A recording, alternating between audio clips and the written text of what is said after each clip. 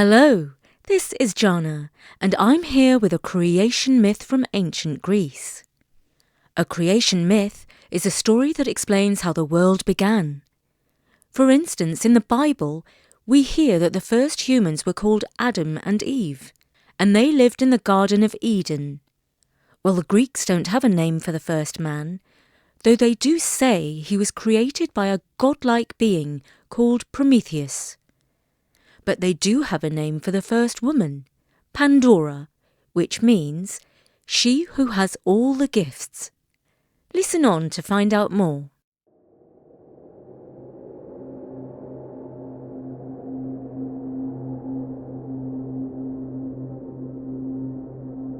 Long, long ago, before humans walked the earth, the world was watched over by Gaia, the Earth Mother of all things, and Uranus, the Sky Father.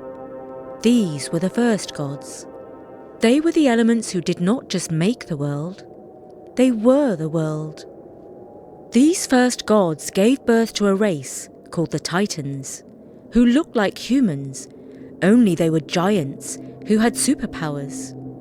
Uranus, the Sky God, was afraid of his children, fearing they might rebel against his rule.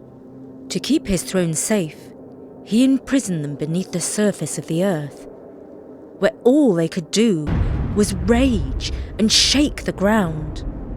Now Gaia, the earth goddess, loved her children and wanted to set them free.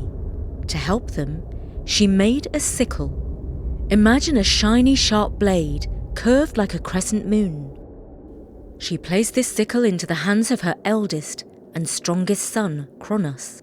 Holding the sickle high, Kronos cried out, "Revolution!" and led the Titans up to the surface of the world.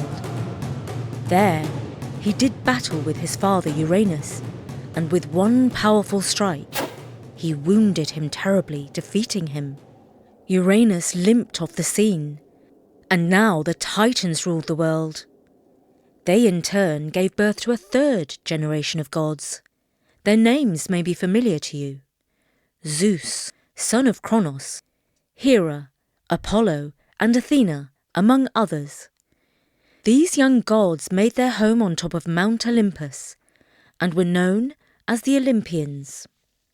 But before too many eons had gone by, the wheel of fortune turned once more. Zeus led a counter-revolution against Father Kronos and the Titans. A great civil war called the Titanomachy erupted, in which the Titans fought the Olympians and fathers fought sons. In the end, Zeus and the young Olympian gods emerged victorious. They cast the Titans down into eternal darkness, known as the Abyss. But two of the Titans had stayed out of the war and received mercy. The two Titans who were spared were named Prometheus and Epimetheus, meaning forethought and afterthought. Prometheus and Epimetheus each had their own unique qualities. Prometheus was wise and thoughtful, always planning ahead, while Epimetheus was impulsive, often acting without thinking things through. In fact, the only wisdom that Epimetheus ever learned came from his own mistakes. Zeus, the king of the Olympian gods, ordered Prometheus and Epimetheus to populate the earth with mortal creatures, and so they set about creating creatures out of clay. Epimetheus made a nice collection of animals, from elephants to cows to humans. The goddess Athena breathed life into them. Meanwhile, his brother Prometheus made human beings. He lovingly crafted them into upright shapes that walked on two legs, just like the gods themselves. However, unlike the gods, humans were small, puny, and helpless creatures, more worthy of pity than reverence. Epimetheus gave each of his animals special gifts.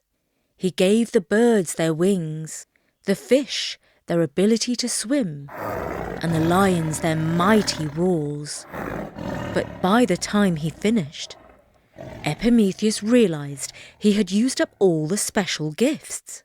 which meant that the most remarkable thing about the humans was that they lacked any gifts at all. In fact, they were the most useless of all the living things. Prometheus had to change that. He saw the animals that his brother had made. For instance, the cow that enjoyed chewing on grass, and the dog that loved to yap. And he had an ambition to create something far more interesting. He said to himself, "My human beings shall burn inside with a hunger for knowledge that sets them apart from any other animal." He had in mind a heavenly gift, the gift of fire to light up the darkness and make the hearts of humans burn with passion, anger, love, and thirst for knowledge. But there was one problem. Zeus had ruled that divine fire was reserved for gods. He did not want any other creatures to rival the gods for creativity and passion. Prometheus, however, was determined. One night, he climbed up to Mount Olympus, home to the gleaming palace of the gods. He crept inside the palace and approached the sacred hearth where an eternal flame burned. From the fireplace of the gods, he took a glowing ember and hid it inside a hollow reed. Silently, he descended from Olympus and brought the fire down to earth, where he gave it to his humans. They delighted in this wonderful gift and used it to cook meals, forge tools, and keep warm.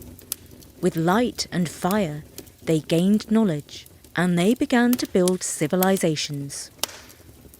These were wonderful times for humans. They had everything they needed, nothing to kill or die for. They lived only in peace. But it was not long before Zeus saw the fires burning on earth and smelt the smoke rising from human homes. He realized that he had been robbed, and his suspicion immediately fell on crafty Prometheus, the creator of the humans. He thundered, "You delight that you deceive me, but not for long. Your humans shall pay the price of suffering in return for the stolen gift of fire." First, Zeus gave Prometheus his own special punishment. He chained him to the side of a remote cliff, where he was beaten by the weather and the waves. But even then, Zeus was not satisfied with the suffering of Prometheus. So each day, he sent an eagle to peck at his liver and cause him more pain. Even then, Zeus was not done with his revenge. He had sworn to punish mankind too. This is how he fulfilled his terrible plan. He ordered Hephaestus, the worker god who used a hammer and an anvil to create the first woman. He was to make her out of earth and seawater. Hephaestus fashioned a lovely being, and the other gods gave her special gifts. Aphrodite gave her beauty and the face of a divine goddess. Athena gave her quick wits and cunning plans, and Hera gave her golden ornaments and gorgeous dresses.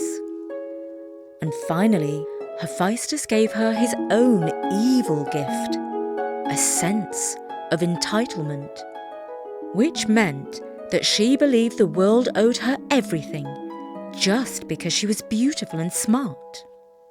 Zeus called this woman Pandora, she who has all the gifts. She had everything good, all except a good heart. And Zeus had yet one more gift for this lovely creation. He gave her a mysterious jar and warned her never to open it. Hermes brought Pandora down to earth and presented her to King Epimetheus, who immediately fell in love with her. Epimetheus was, you might recall, the brother of Prometheus, and was noted for acting in haste and repenting at leisure. Epimetheus, in his foolishness, forgot the words of his wise brother, that he should never accept a gift from Zeus. but should always send it back. He could not help himself. Pandora was too beautiful. He immediately asked Pandora to marry him, and she agreed. It was a decision he lived to regret. Some time after she was married and living a perfect life in the palace, she became restless and bored with her married bliss. "The gods gave me as a gift to Epimetheus," she said to herself. and he couldn't believe his eyes. He had never seen any living being as beautiful as me. But has he shown his gratitude? No. He soon forgot how lucky he was to have me. And now I am neglected and overlooked. But I know what I can do. I have this jar given to me by Zeus. It's mine, and I have a right to open it and enjoy all the divine gifts that are inside of it. So that's exactly what I shall do. Curiosity got the better of her, and she opened the jar. As soon as she had lifted the lid, a tornado of evils and sorrows that had been trapped inside rushed out. Pandemics, envy, greed, and more. Thousands, no, millions of troubles spread around the world and infected the hearts of every human. Thus, the life of humans changed profoundly, for the worse. No more leisure. Instead, humans had to toil in the hot sun to grow their food. No more peace. Instead, humans fought wars against one another. No more long life. Instead, humans grew old and sick and senile. Terrified, Pandora quickly closed the jar, but it was too late. From that day on, humans experienced suffering. Suffering is the punishment that Zeus has given to humankind because we enjoy the stolen gift of fire, a gift that was meant to be reserved for the gods. Only one property remained inside Pandora's jar: hope. Hope was all that humans had left. Some might call it foolishness. Some might call it the emotion that keeps us going. But humans always live in hope that one day life will get better and suffering will come to an end. And that was the story of Pandora, the first woman. We also heard about Prometheus, who stole fire from the gods.